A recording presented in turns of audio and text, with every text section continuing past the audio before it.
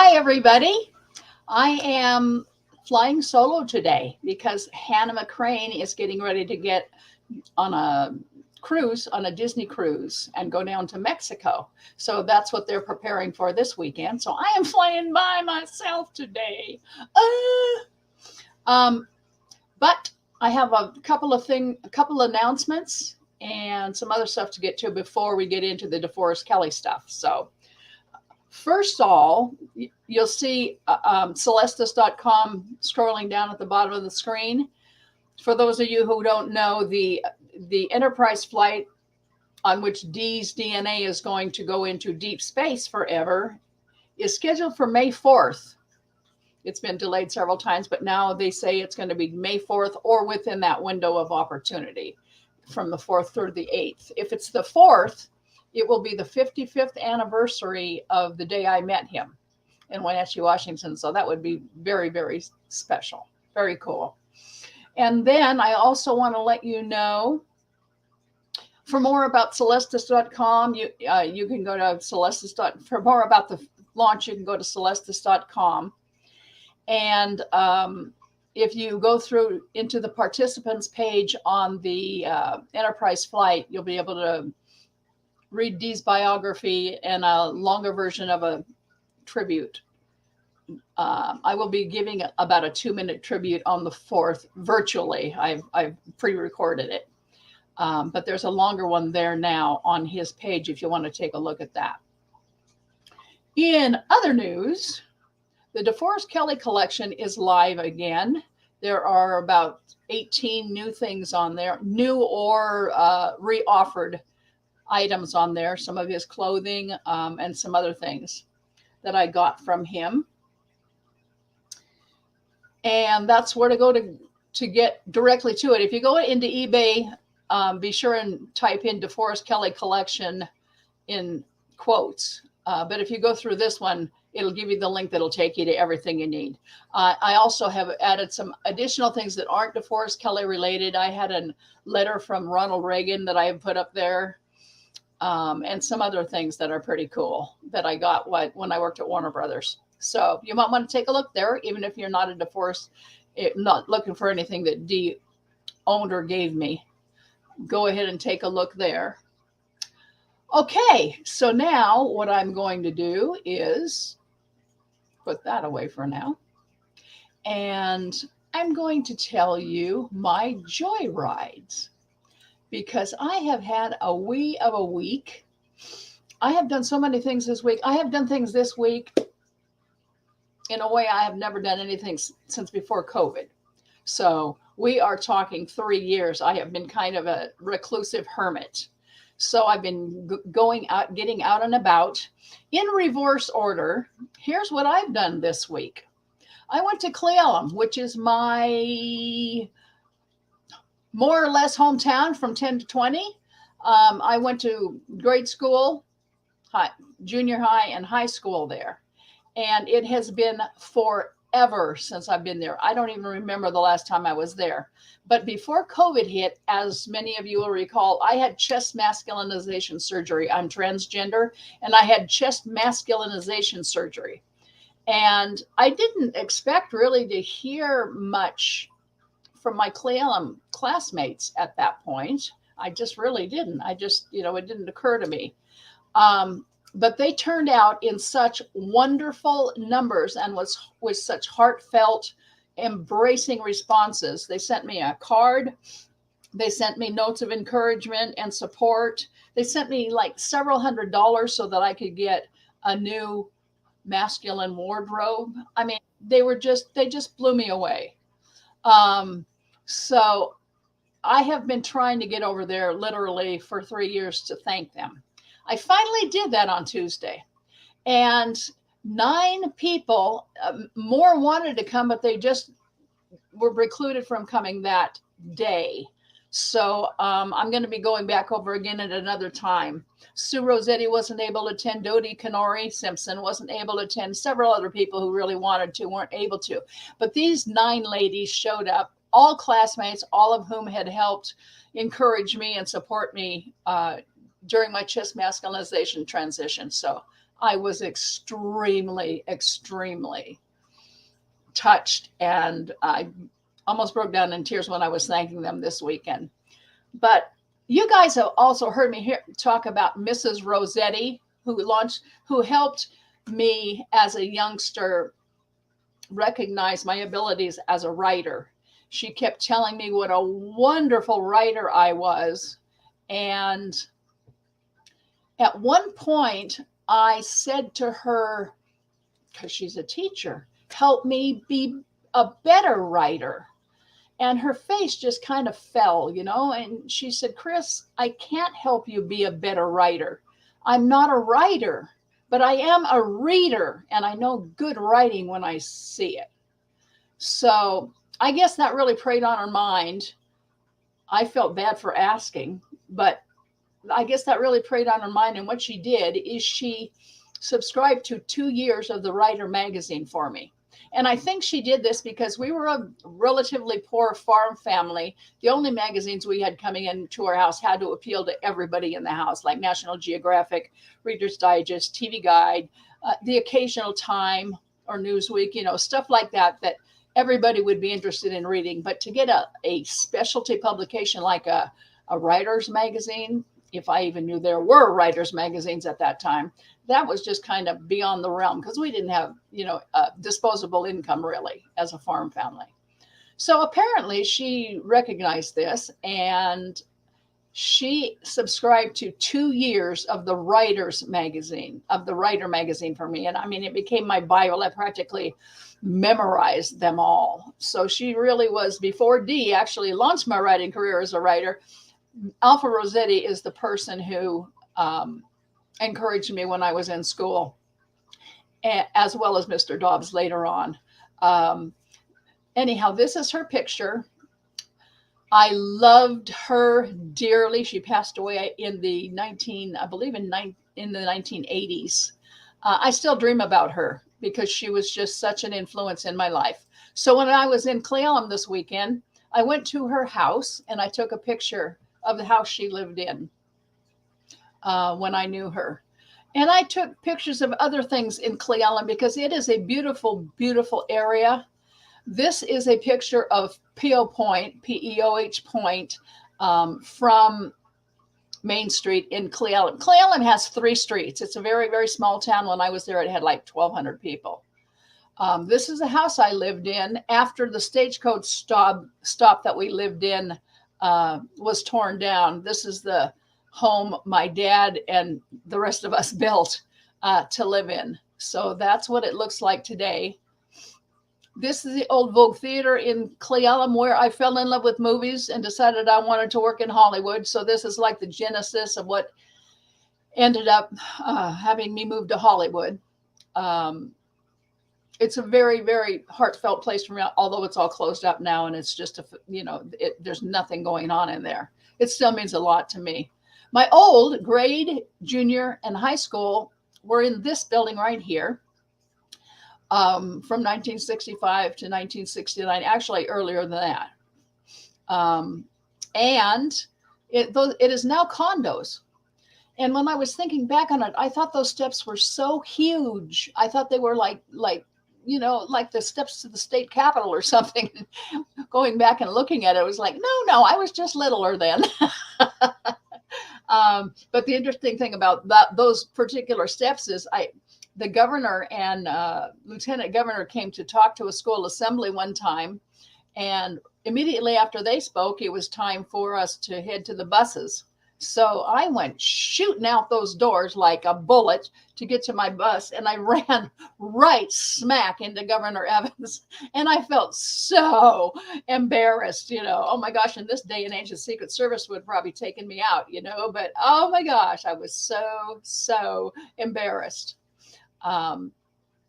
Here are some scenes of Cle Elum, not very far down the road from where my home was. So this is what I was able to look at every day out during Dad's cowboy years.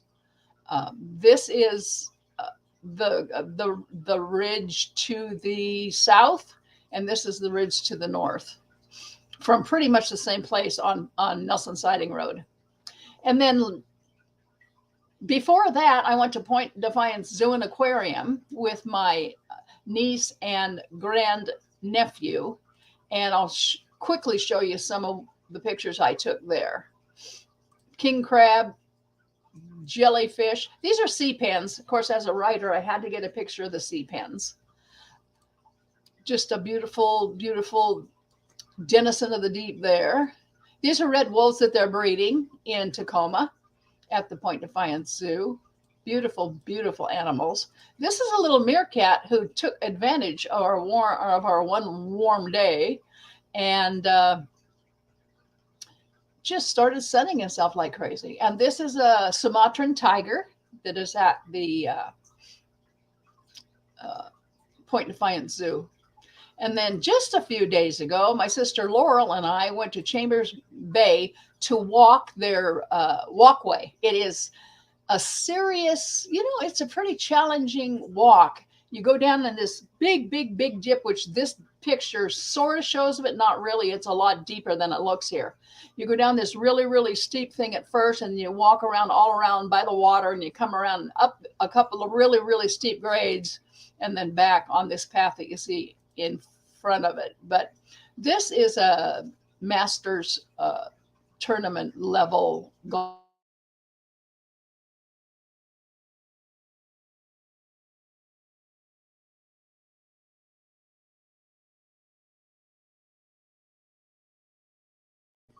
It doesn't seem to. There we go. Okay, let's see. We got some comments. Hi, Kris. Hi, Squirrel Lake. How are you doing? I think you're my only eyes on the prize at the moment. So what I'll do is I'll wait a little while to see if more people come on for the D stuff. If you don't mind, Jano, I will go back into brand and I'll talk about some of the, as you all know, I'm a critter lover, an absolute animal lover. And I've been around animals my whole life, and I don't think you've seen an awful lot of these images. So I put them up here today. This is me and Demetrius when I worked at Cougar Mountain Sanctuary, that little baby bobcat. This is Deacon and me asleep. My mom managed to walk in and get a picture of us together. And when I was in Hollywood, there was a wild animal affection training school, and I went and studied there. And this was Doc Darwin, who was the little chimp on Battlestar Galactica in the little android suit. So this was Doc. He was an absolute darling, but he always was getting in trouble because he just really, really loved me. And whenever he was out, if he would go up into a tree and the trainer's back was turned, if I even looked at him, he would just shoot out of the tree and come over and jump up in my arms. And he was always getting in trouble for that. And then at one point, the trainer said, "You stop doing that." And I said, "I wasn't doing anything. All I had to do was look at him and he would come." I mean, it wasn't I was, "Come on, come see me." He just knew I loved him. And boom, he wanted to be there with me.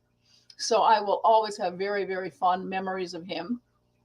At the same place, we were raising tiger cubs, which ended up being in the movie Beastmaster. This was a compound that rented out their animals for various motion pictures.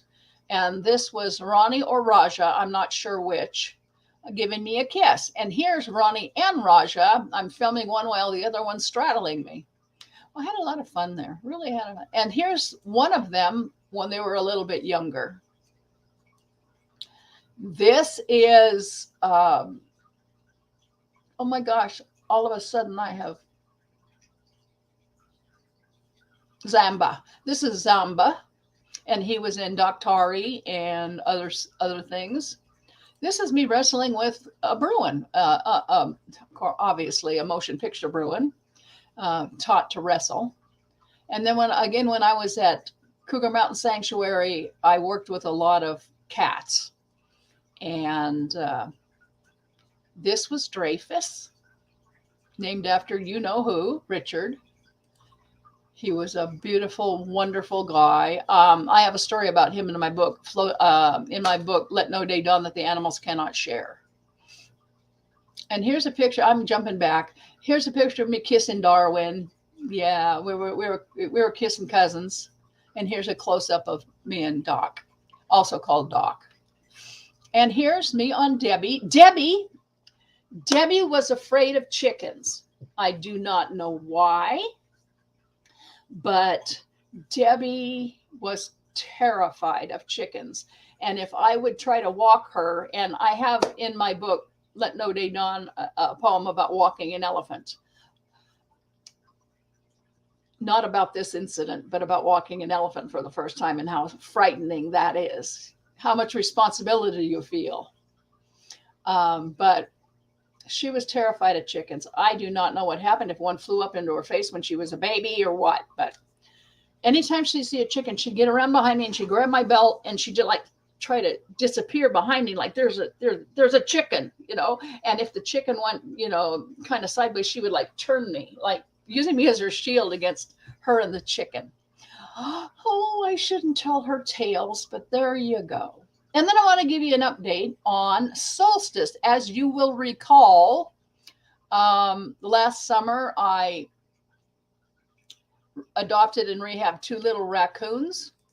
I'll give you this as a refresher. Of course, Helen took this video when she was here last summer. Here they are learning to catch goldfish.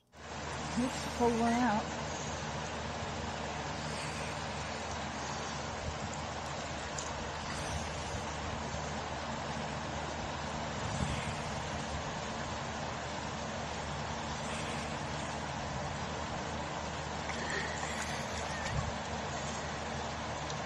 That's exciting.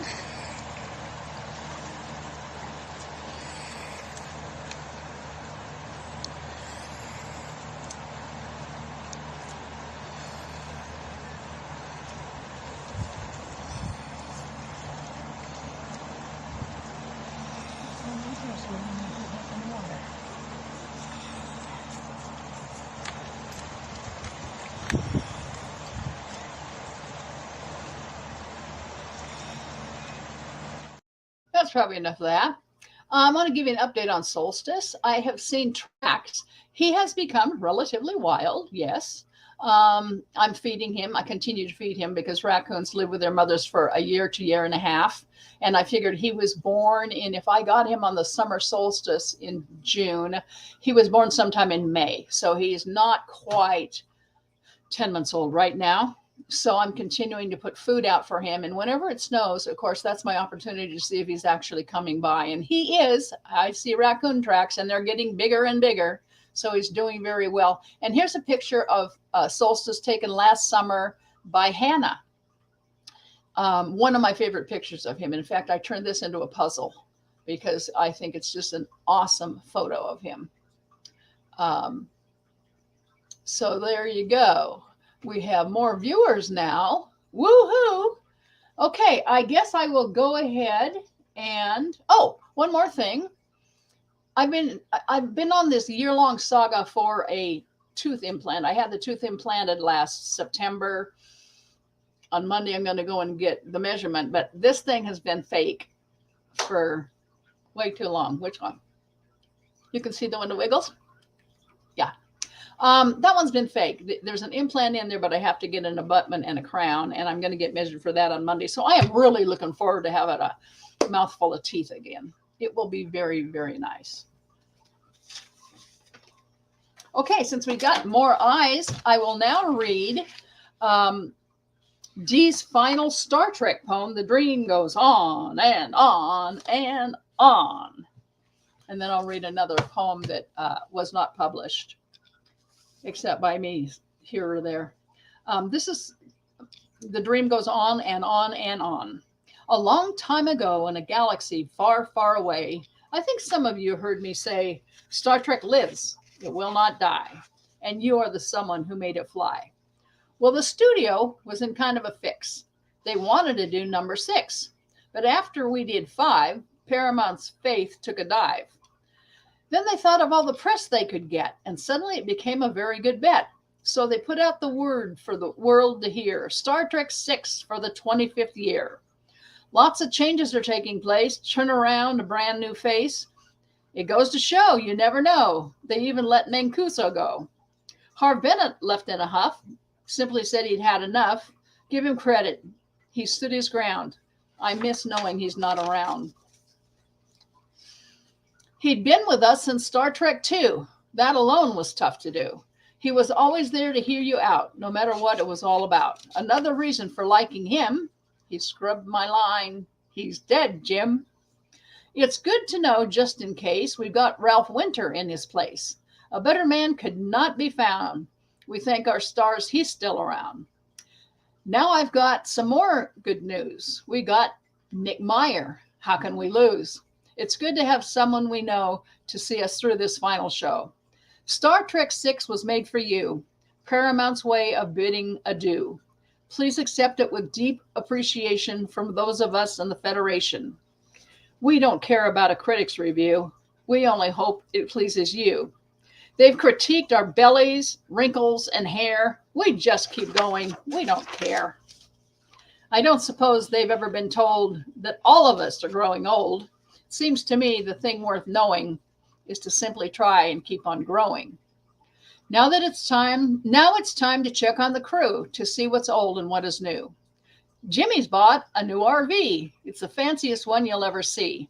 It must have been built for a movie star. It looks just like a traveling bar. He's going to move to Washington State, yay, and build a home for himself and his mates. It's on 5 acres way out of town.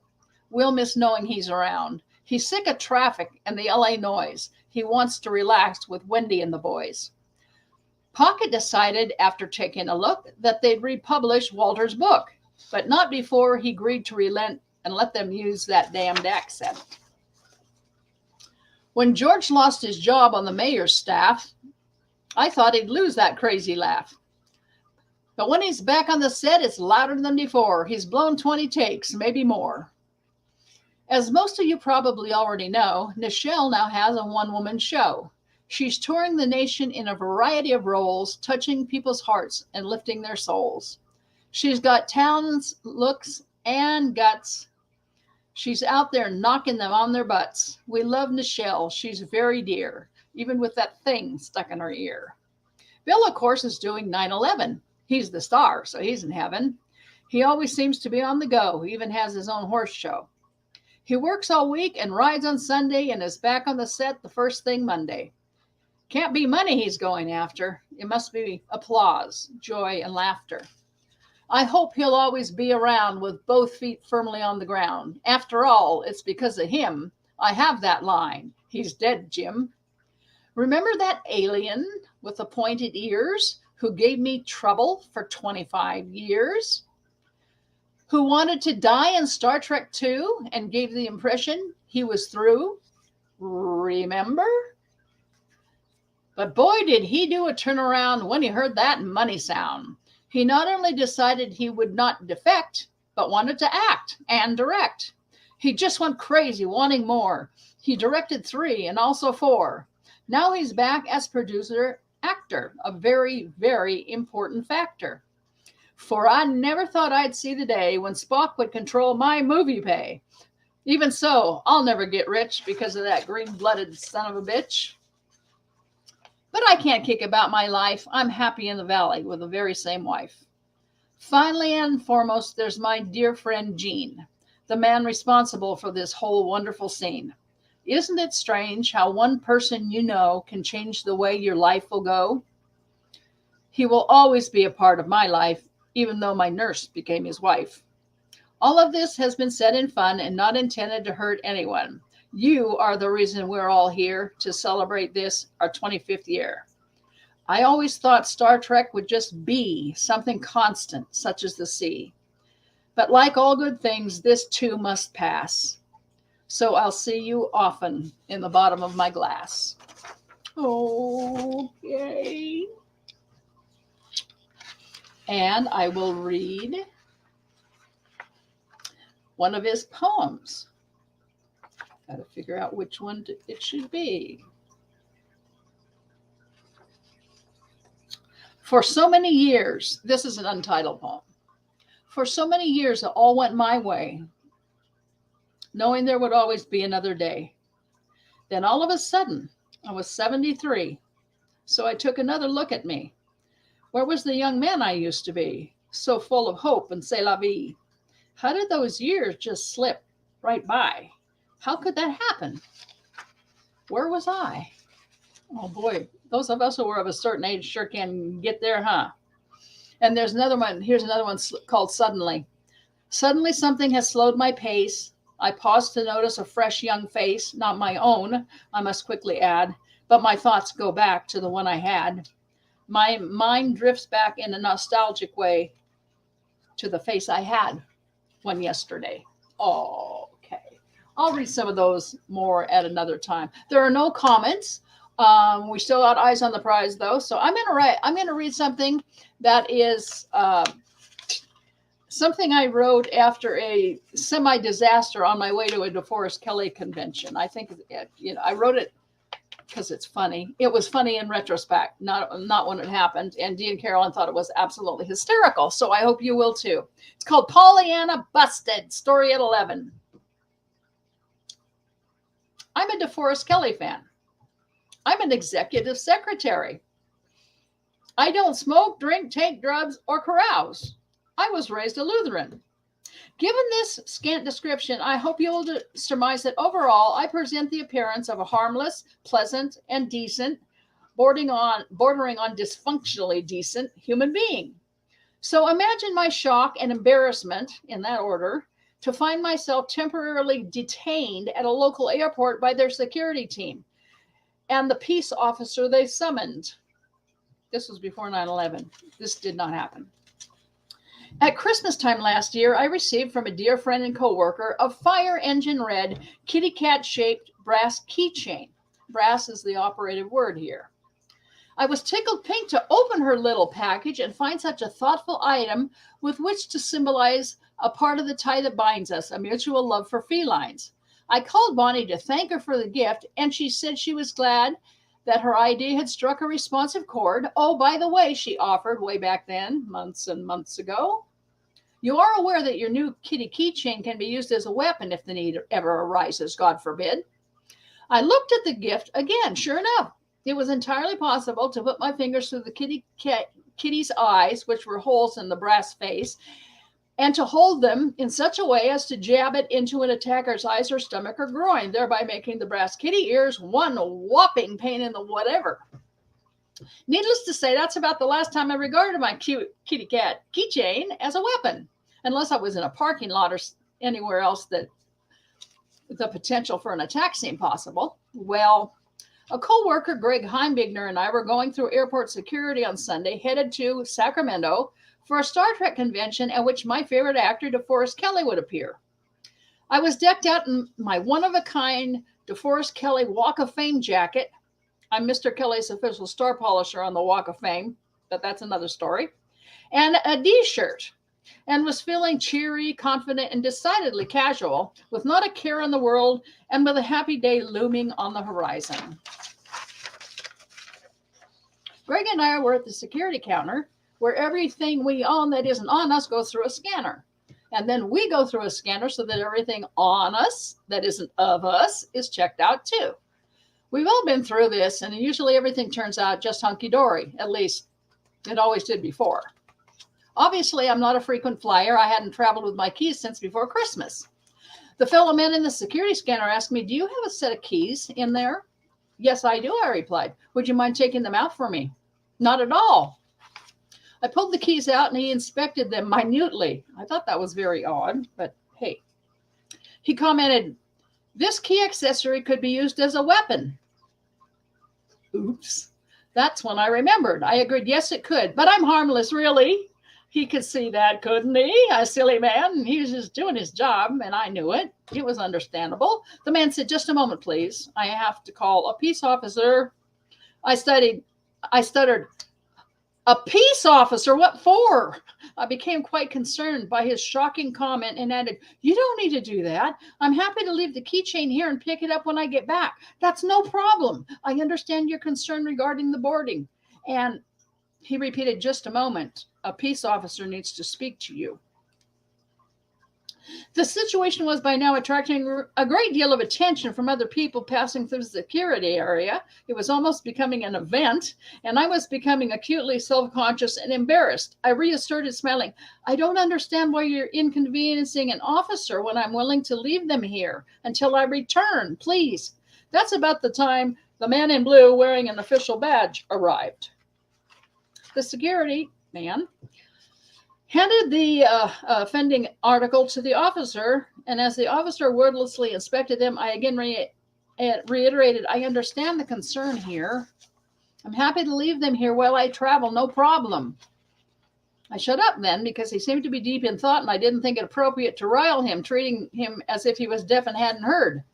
He looked me straight in the eyes and informed me these are classified as brass knuckles, which are illegal in the state of California. I responded lamely, oh, just ducky. I didn't know. Then he added, possession is a misdemeanor. Something in the pit of my stomach hardened, and I suddenly felt colder and sort of sick. I could imagine the sound of a steel door slamming shut behind me, and the headlines in the newspapers, and the lead story on Entertainment Tonight next to DeForest Kelley star polisher arrested. I knew that any retraction or clarification months hence would be on page 59 in teensy-weensy print, and then I'd be branded for life. I stammered, I'm sorry. I tried to explain. I got it as a Christmas present from a fellow cat lover. It's a keychain. I really didn't think of it as brass knuckles. He nodded and responded, I understand, but you realize I have to confiscate them. Oh, that's fine. Take them away. Just please don't take me away. He added, I will have to write a report. You'll receive a copy in the mail in a few days. It's not a citation, and there will not be a fine, but there will be a record that brass knuckles were confiscated from you. Oh, great. I'm happy. Well, June Cleaver probably has a skeleton in her closet, too. I said, oh, dear. Gulp, I can't believe this. I'm going to be on record at the police department. Lovely.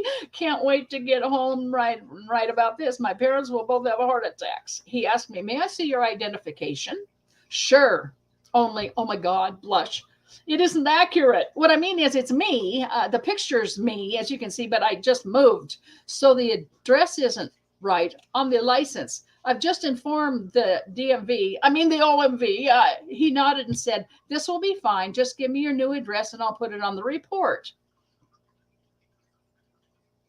Because I just moved, I couldn't remember the new address.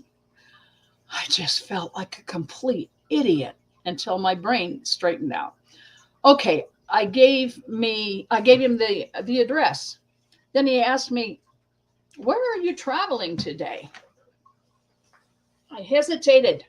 I realized that Sacramento was not a good place to be headed today if he was suspecting me of some sort of nefarious political underground activity. But it was my destination, so I answered weakly, Sacramento. Which flight, he asked. If I ever knew, the flight number had escaped me by now. I stuttered, digging into my jacket.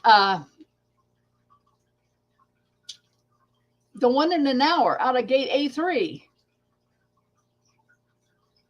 Why are you flying to Sacramento today?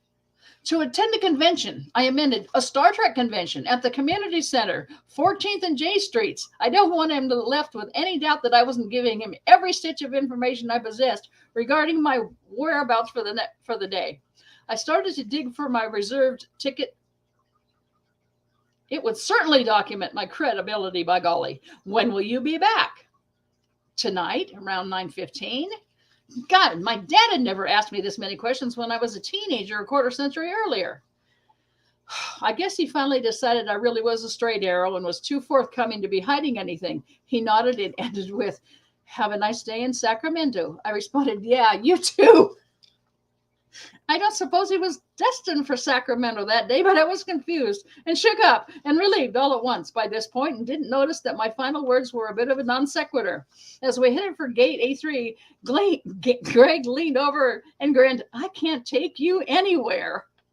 For the rest of the day, he called me Mayhem Mama, Jailbird, and Calamity Kris. I don't suppose he'd have been that discourteous had they not confiscated my brass knuckles. Okay, let's go to comments here for a moment.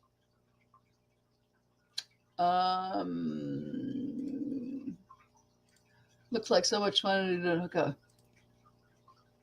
I just remember daylight savings time. Oh. Well, I didn't know that. I didn't know you had a different daylight savings time date. That's very cool. Welcome, Janet from UK. Okay, so now I'm going to jump into my book, DeForest Kelley, Up Close and Personal.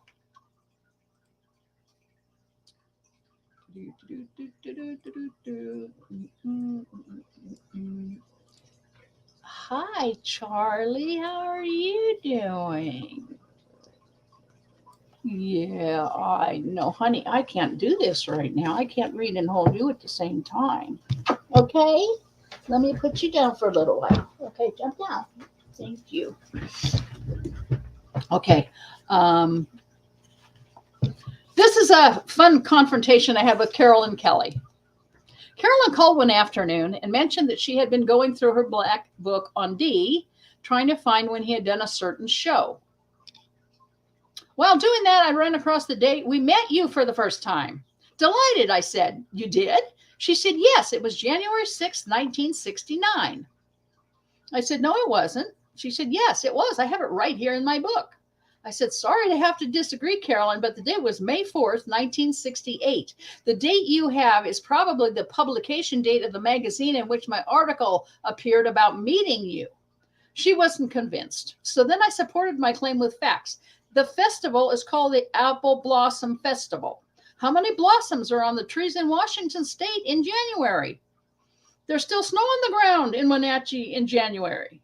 She admitted that her date suddenly didn't make much sense. I added, as it mentions in the article, Mom and Dad were seeding the fields in Cle Elum that weekend.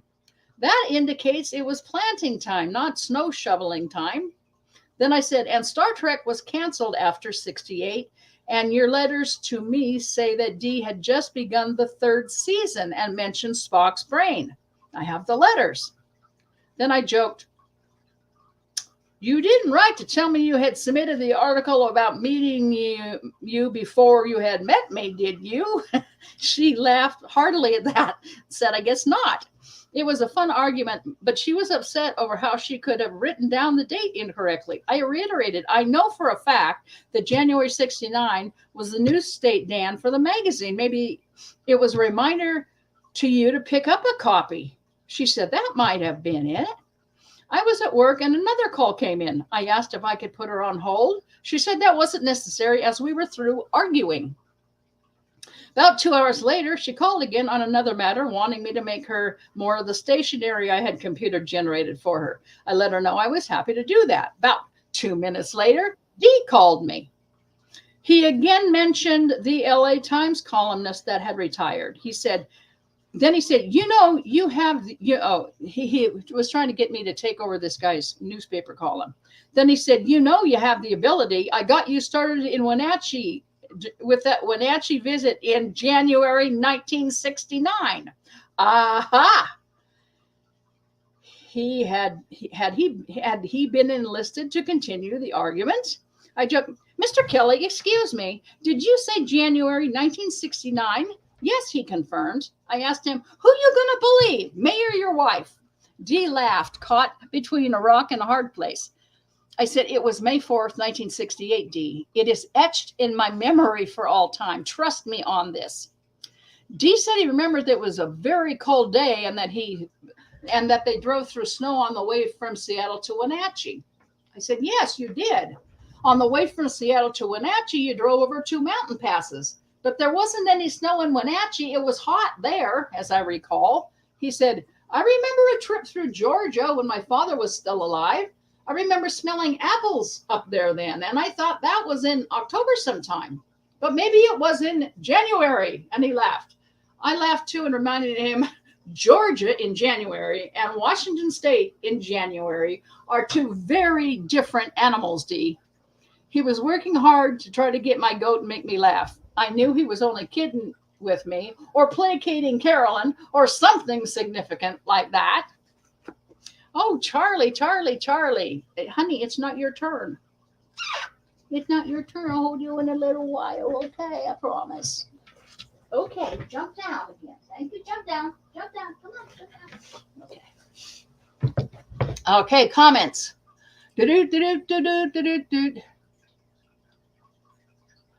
Oh, the U.S. is always for the daylight saving. Quick visit. Hello, have you come and gone? Oh, well, thank you for stopping by. You can catch us later. After this is over, it'll be available forever. Oh, and that reminds me, thank you. If you want to go see the other older episodes, you can go right here to get older episodes, because they're real. We've had Amy Yulin on here like 5 different times now, talking about her Star Trek experiences, working on Star Trek and stuff, and a lot of other really, really cool stuff. And for those of you who would like to know a little bit more about my Cleellum days, when Dee launched my career and my teachers and all that, I did I think an 8-day series recently, just prior to going to Cleellum, of all my various memories. And if you go to this place right here, that'll be part 1 of 7 or 8 parts of my memories and photos from back then and all kinds of stuff. And it's all of the people who came to see me in Cleellum said they had read it and they really enjoyed it. I don't know that you will as well, but you can give it a try. It's just that they all experienced a lot of the same things. So it was a voyage back in time, and they said, my God, you got a memory. Well, when you write things down, it does help you remember stuff. And I've been writing things down forever and ever. I'll read one more thing, maybe 2 if we have time and if you're still interested. The star ceremony reception at Paramount after Dee got his star, after the media-driven grip and grim photo opportunities pictures were finished at the site, 4 ecstatic women, Sue, Sandy, Kat, and I headed for our cars in the Galaxy garage for the trip to Paramount, where a reception for Dee was scheduled in the studio commissary. In the garage, we crossed paths with Dee, Carolyn, and AC Lyles, who were traveling to the reception together in a studio limousine. We hugged them. Dee was all grins and said, it's time like these when I need to remind myself that I still have to go home and take out the trash. We laughed, knowing that the humble Dee was still alive and well. Kat and I got into my humble Lifestyles of the Poor and Unknown car, the accordion that had been hit earlier, and drove to the main gate at Paramount. As we pulled up at the guard station, I couldn't help feeling embarrassed and out of place. Here we were at a fancy function, and our chariot looked like something that belonged in a wrecking yard. Well, to me it did. Just then, the white limo carrying the Kellys and AC pulled up beside us on the way through the employee gate. The driver honked, which is what alerted me to their presence. I looked over my right shoulder and melted when I saw that the rear limo window had been lowered a little, just enough for Dee's fingers to reach out and give us a wave. I thought, what a guy. Most actors in this situation would drive right by and not even acknowledge they knew people in a car like this. We walked to the commissary, reconnected with Sue and Sandy, and chose a table near the door just inside the commissary. The Kellys, AC, and a few others were seated across the room from us. Sandy, Sue, and Kat chose seats that were more or less facing the action. I took the seat that was facing our wall because being more hearing-oriented than sight-oriented. I was just happy to be there. It didn't matter that I couldn't scan the crowd of well-wishers or the Kellys during the luncheon. I knew I'd be able to turn around and view any toasts that were given or anything else when something noteworthy began to happen. Lunch was delivered, and we ate while chatting happily. Afterward, a few people stood and offered toasts, and then AC stood and said some very kind and true words about the honoree. On the logo here at Paramount, as you know, there are a series of stars spanning across above the mountain. DeForest Kelley is definitely one of the stars represented in that logo. He means so much to us here, as he does to fans around the world.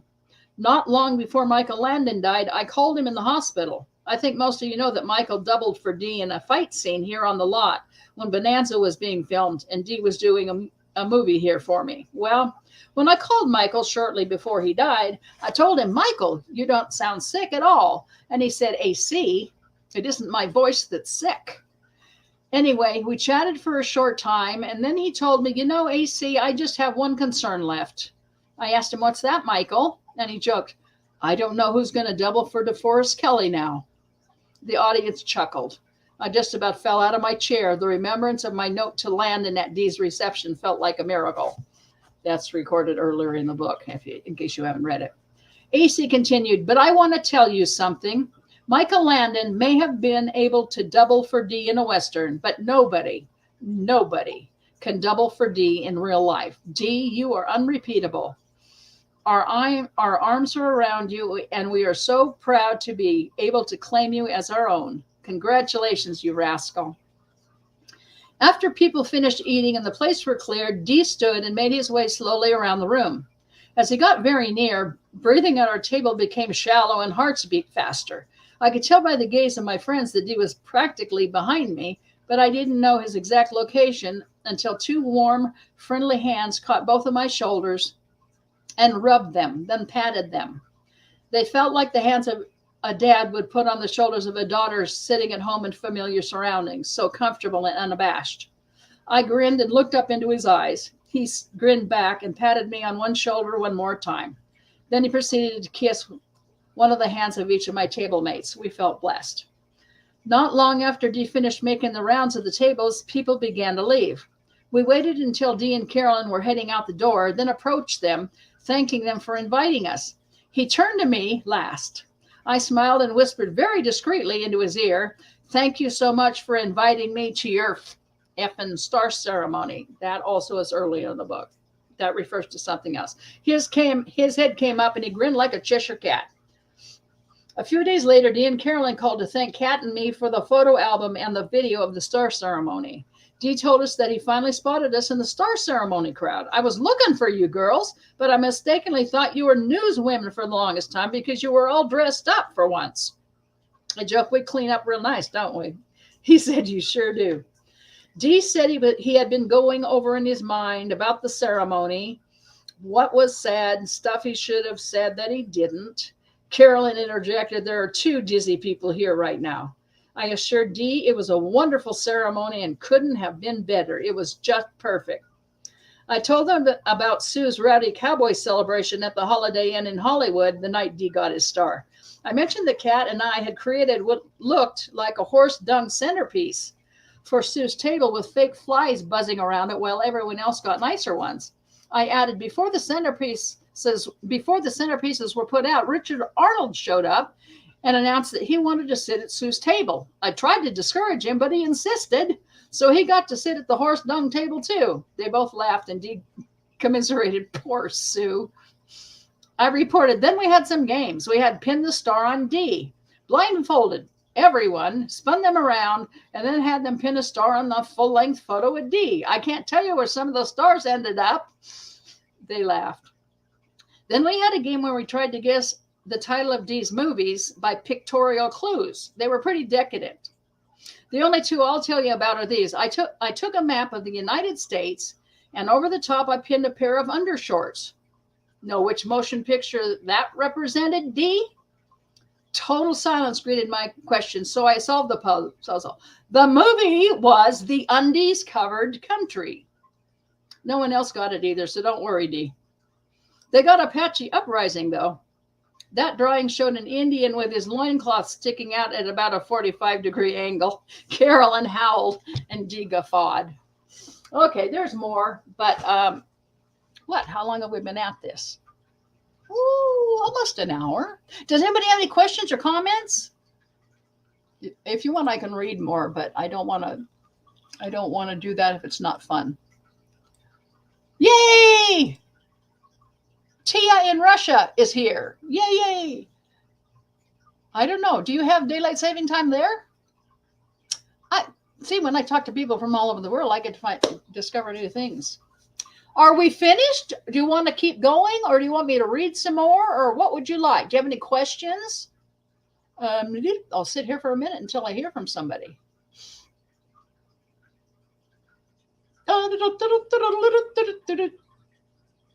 Those of you who came on late, you can see this again in a little few whiles. It's just about as soon as it ends up being recorded, and you can catch it. Okay, and also again, you can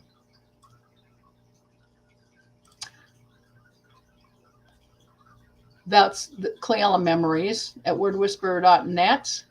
Celestis for the update on the enterprise launch, which is scheduled for May 4th.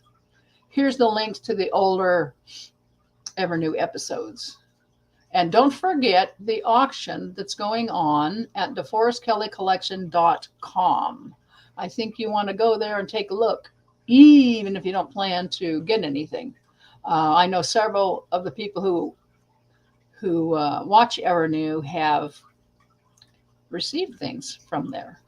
So now you own a piece of DeForest Kelley's wardrobe or something else. Any questions, comments? I got 5 minutes. I got 10 minutes. Let's see if I can find another quickie snippet if we don't have any questions going on. Instant garden. We'll do instant garden. What's the other option? Yeah, we'll do instant garden. In late February, I mentioned to the Kelleys during a phone call that I was thinking about starting a little garden in the backyard I rented, even though I was just renting. They thought that was a terrific idea. Dee said he had been thinking about thinning out some of their plants and that he'd give me some of the cuttings, which I could plant in my yard. That was a terrific money-saving idea. I was still temping all over town, so I was pinching every penny until it shrieked. I happily thanked them for the offer. I arrived home one morning to find 7 complete lilies of the Nile plants and 1 orange blossom plant on my back porch. Dee had called Kat and asked her to come fetch them for my garden. I quickly planted them and then dialed the Kelley house. Dee answered the phone, much to my surprise. I said, "Hello, I have a very beautiful garden this morning, thanks to you." Dee said, "Oh, how did that happen?" "Oh, is this Kris?" I said, "Yes." He said, "I thought you were somebody else. You sound like somebody else." "You sound like somebody else pretty often." "Only when I'm being bad," using character voices and inflections the way I sometimes do at conventions or at work to add variety to monotonous hours or tasks. She said, "So you got your garden put in already?" "Yeah, and it's gorgeous. Deacon tried to help me. He had to inspect every hole I dug." Dee said, "That must have been fun." "For him, not for me." Dee said, "I tried to pick plants that had good root systems for you." I said, "You did. They're fantastic.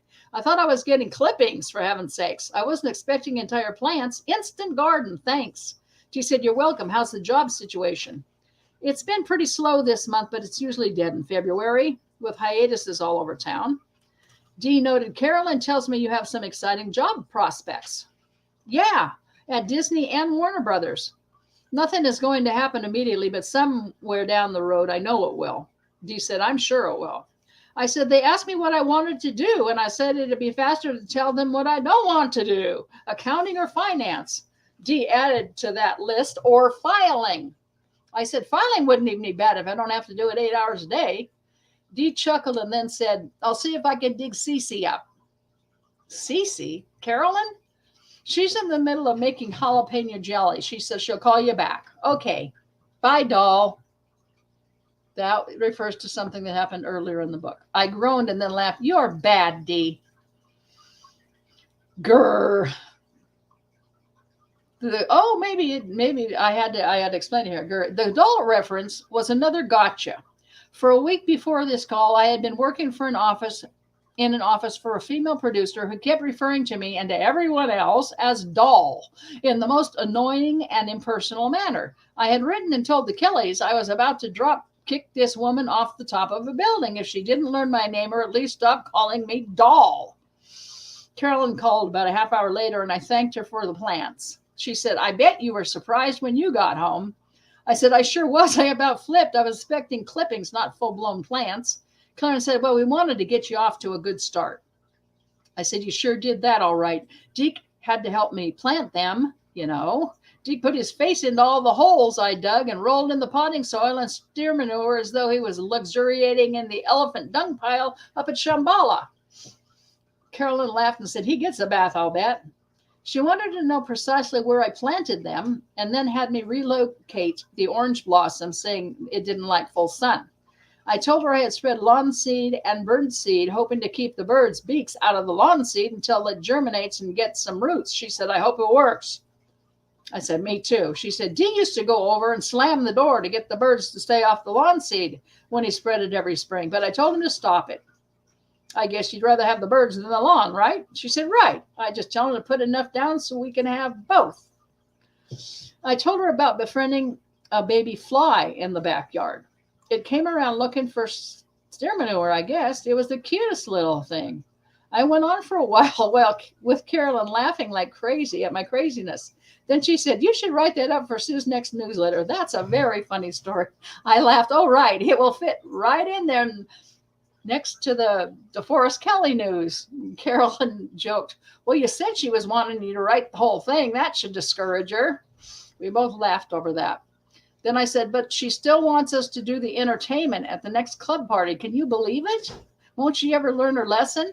Carolyn said, well, you make a lot of fun for everybody. That pin the star on D was a real cute idea. I said, the Shatner Club asked if they could use the idea. She said, they did? I said, yeah. I told them, sure. It isn't exactly copyrighted. Carolyn said, you should have told them, sure, but it'll cost you. I laughed. I just heard Jackie come home.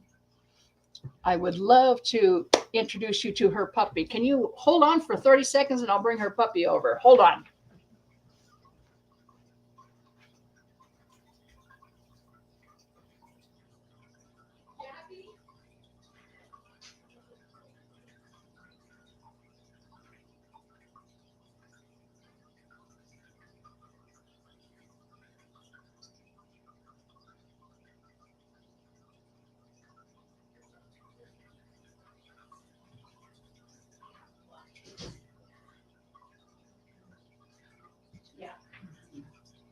Okay, here we go. Introducing Miss Hope.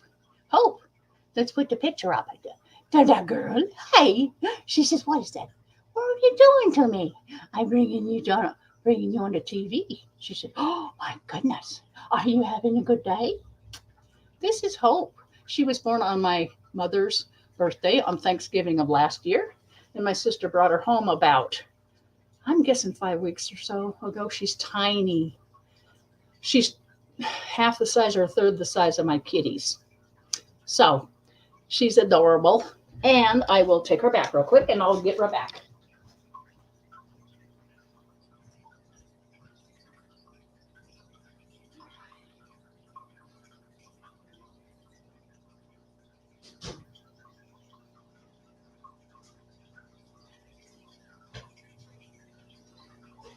All righty. I don't know what that is. Okay, we got Charlie. And we will do this. All right, I think we're done. We did an hour. Oh, more comments. Let's do some comments here. Oh, I think that might be about the puppy. Oh, I think it might be about the puppy. Well, gang, thank you. I know this is kind of a weird avenue, but Hannah's not here. She's getting ready for her Disney cruise. And so I just thought I'd read today. Hey, an awful lot of you come here to hear Dee's stories, even though you may have read the book. Sometimes it's just fun to hear the person who wrote it read them. I really relive them when I read them because, it's not like I look into this book every day of my life. So that it's kind of like flashing back as I read them. So it's very cool. Anyhow, I hope you very enjoyable. Thank you. Puppy and cat both. Yeah, she says, now it's my turn. You're not typing. You can be talking to me. Huh. No, Charlie. Turn around. Show them your little mustache. Your Charlie Chaplin mustache. She's a lovely girl. Anyhow, Thank you very much for being with me today. If you enjoyed this, please share this on various DeForest Kelley or Star Trek sites. Because if I do that, that looks like spam. But if you do that, and let them know, ow, I'm getting bit. She says, pat me. It's just better if somebody else does it other than me. You know, I'm not much of a self promoter. I just, the reason I actually started this is because I was scared to do a podcast. I thought that is one of my remaining FEAR, false evidence appearing real. And I thought I have to do that at least until I'm comfortable doing that. And I am comfortable doing it now. So tell me if you wanted me to continue doing it. Because if we're not having a great time, we don't need to keep doing it. But I'm enjoying it. And if you are too, every other week, it's usually every other week. We skip the last one. But the next one will be, let's see, April. I see you. April 8th. And I think, yeah, Hannah will be back by then. She'll probably have pictures of her Disney cruise. Sorry, Kat. Okay, Janet, she's going to catch up on the recording because she got in here late because of the daylight saving time change. So thank you, everybody. Please share this.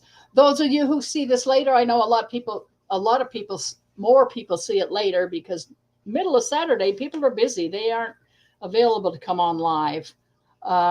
So a lot more people will be seeing this, and I hope you'll all share it if you're enjoying it. Point more people to this podcast, and we'll keep on going until somebody says, boy, have we had enough of you. Go bye-bye. Okay. Thanks a lot. Love you guys. Thank you for coming. Janet, Jano, Tia, Aisha, ow, and Charlie. See ya 2 weeks, I hope. Bye-bye.